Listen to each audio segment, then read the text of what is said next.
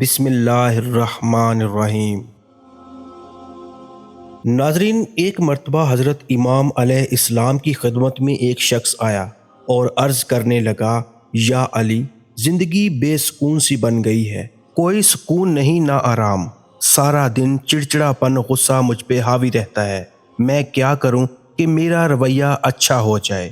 تو امام علی رضی اللہ تعالی عنہ نے فرمایا، اے شخص، تم اپنی جائز خوشیوں کو پورا نہیں کرتے، تب یہ مایوسی اور چڑچڑا پن تم پہ آیا ہے۔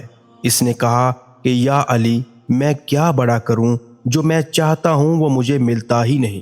تو امام علی رضی اللہ تعالی عنہ نے مسکرا کے کہا کہ اے شخص، یاد رکھنا، جب انسان اپنی کسی خوشی کو پورا کرتا ہے تو اللہ تعالیٰ کے کرم سے انسان کا دماغ انسان کے وجود کو ایک تحفہ دیتا ہے، اور اس انعام کو راحت کہتے ہیں۔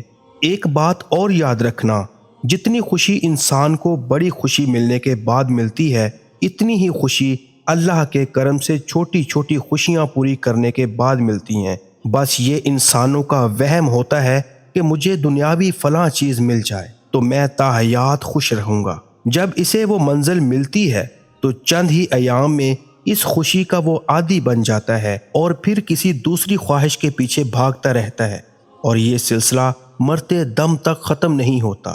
لیکن انسان کا رویہ تب خراب ہوتا ہے جب انسان اپنی چھوٹی چھوٹی خوشیوں کو قربان کر کے بڑی خوشیوں کی فکر میں رہتا ہے۔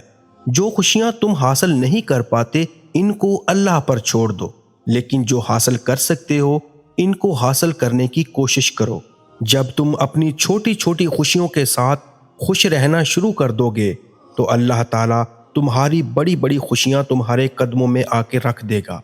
بے شک وہ اپنے شکر گزار بندوں کو پسند کرتا ہے۔